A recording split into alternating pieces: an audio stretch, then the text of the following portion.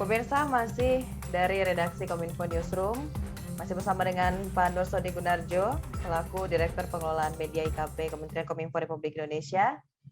Pak Gun, kita akan bahas lagi nih Pak, mungkin lebih detail lagi, ada kaitannya juga dengan digital gitu Pak.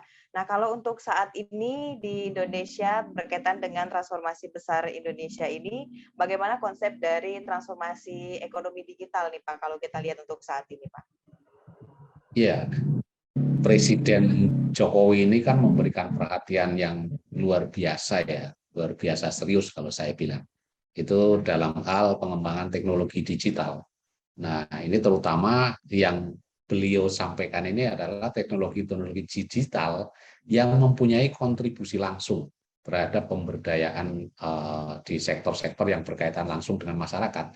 Misalnya di usaha mikro, kecil, menengah, UMKM, dan juga beliau juga menekankan untuk itu tidak istilahnya tidak sekadar kita sasar supaya mereka itu menjadi sekadar sekadar penerima manfaat dari pengembangan teknologi digital ini, tetapi yang paling penting menurut beliau ini adalah bagaimana mereka masyarakat yang ada di level bawah ini menjadi pelaku dari atau mereka yang terlibat langsung di dalam pengembangan teknologi digital. Dan oleh karena itu Pak Presiden ini memberikan perhatian yang luar biasa dalam hal teknologi digital yang nanti dampaknya itu bisa dirasakan langsung oleh masyarakat.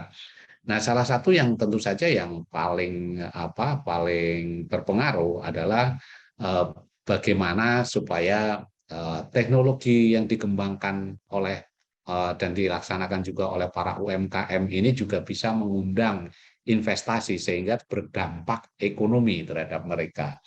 Nah, ini tentu saja ada blessing in disguise ketika kemarin kita sampai saat ini kita juga masih dalam situasi pandemi di situ, ada percepatan ya dalam pengembangan teknologi digital karena memang ada satu kondisi yang menyebabkan orang-orang ini berinteraksi tidak secara langsung seperti itu, tetapi mereka menggunakan perangkat digital termasuk di dalam misalnya melakukan e-commerce.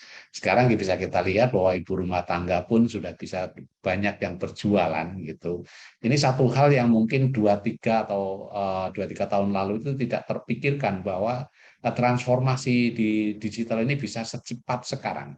Ya, ternyata ini memang ada blessing in disguise ya, ada rahmat tersembunyi dari sebuah pandemi. Di situ salah satunya adalah transformasi ini menjadi lebih cepat. Nah, tapi yang patut menjadi perhatian kita bersama adalah bahwa Pak Presiden ini sekali lagi seperti yang saya sampaikan di awal tadi, bahwa apapun yang akan kita lakukan transformasi secara cepat ini, tetap dampaknya adalah bagaimana supaya masyarakat yang ada di level bawah ini tidak hanya sekadar menjadi penerima manfaat, tetapi terlibat aktif dan mendapatkan benefit atau manfaat ekonomi dari apa yang dilakukannya. Baik, berarti sampai sekarang sudah mulai terlihat bagaimana perubahannya deh Pak ya di bidang ekonomi digital ini Pak Gun ya? Iya, iya, iya, sangat kita rasakan ya. Saya tadi sudah saya kasih contoh bahwa masyarakat sekarang bagaimana e-commerce kita, marketplace kita itu berkembang luar biasa. Dan salah satu perlu dicatat ya, salah satu atau bahkan mungkin elemen terbesar dari para pelaku e-commerce ini adalah mungkin marketplace ya, kita tidak bisa menutup mata, tetapi di satu sisi UMKM juga luar biasa. Artinya potensi ekonomi yang didapatkan dengan melakukan transformasi digital ini sangat besar dan itu ternyata bisa dilakukan lebih cepat dari yang kita pikirkan pada waktu-waktu lalu gitu. Kita memerlukan setidaknya ada beberapa tahun, tetapi dengan adanya pandemi kita melihat situasi yang memaksa orang untuk melakukan gadget seperti menggunakan gadget seperti itu, ini bisa menjadi lebih cepat lagi dan potensinya ini juga luar biasa ya. Ini kita juga dalam konteks global ini juga kita juga melakukan hal-hal yang terkait dengan digital ekonomi ini.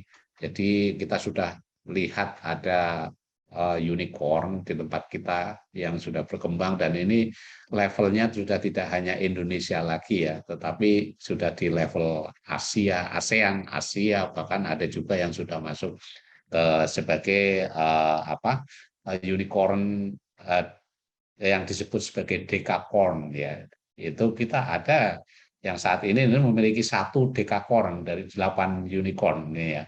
Ini tentu saja satu hal yang menunjukkan bahwa Indonesia itu di sektor ekonomi digital ini juga memiliki potensi yang tidak kalah besarnya dan tidak kalah potensinya dengan yang dimiliki oleh negara-negara lain, terutama negara maju. Nah, ini yang mungkin ke depan nanti bagaimana supaya tinggal pemerintah ini mendorong ya supaya investasi-investasi di bidang ekonomi digital ini bisa masuk ke Indonesia. Bagaimana supaya para investor dari luar ini berbondong-bondong bisa menanamkan di Indonesia. Baik, Pak Gun, jadi seperti yang telah kita dengarkan tadi, penjabaran Bapak dari segmen 1 sampai dengan 3 mengenai transformasi besar Indonesia. Jadi kalau menurut pendapat Bapak, bagaimana ke depannya pelaksanaan transformasi besar Indonesia ini dengan potensi-potensi yang ada di Indonesia, baik itu sumber daya manusia dan sebagainya, dan juga keadaan pandemi COVID-19 ini. Mungkin sekalian itu adalah penutup kita pada segmen kali ini, Pak Gun. Silakan, Pak. Iya, intinya adalah secara perbandingan dari sisi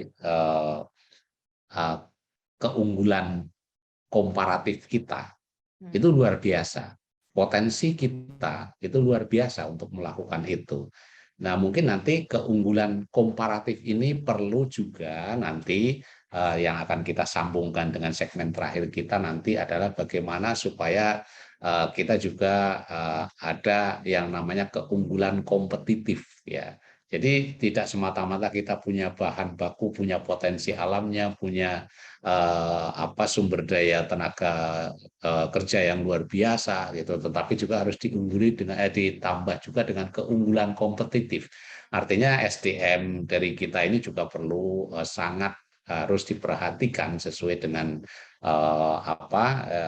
sesuai dengan yang diinginkan oleh Bapak Presiden, bahwa ke depan ini tahunnya adalah tahun SDM. Bagaimana supaya sumber daya manusia kita ini ke depan ini benar-benar siap untuk melaksanakan transformasi, berbagai transformasi yang kita lakukan. Artinya secara keunggulan komparatif kita sudah punya, kita tinggal bungkus itu dan tinggal kita laksanakan dengan meningkatkan satu keunggulan kompetitif kita, bagaimana supaya SDM yang ada yang kita miliki ini juga memiliki kemampuan untuk melaksanakan itu semua. Baik, terima kasih Pak Gun. Yang jelas adalah kita sudah memiliki semuanya, tinggal bagaimana kita mengelola agar strategi-strategi pemerintah ini dalam melakukan transformasi besar Indonesia dapat berjalan lancar dan juga cepat begitu ya Pak. Baik, terima kasih Pak Nursodi Gunarjo selaku Direktur Pengelolaan Media IKP Kementerian Kominfo Republik Indonesia atas pembahasan kita hari ini mengenai transformasi besar Indonesia. Selalu sehat Pak, jaga protokol kesehatan. Dan pemirsa, itulah bincang-bincang kita tadinya dengan Bapak Nur Sodik. Tentunya kita harus mengikuti dan terus mengawal bagaimana transformasi besar di Indonesia dan juga mendukung kebijakan dari pemerintah. Terima kasih, saya Munazarin Misak pamit. Sampai jumpa.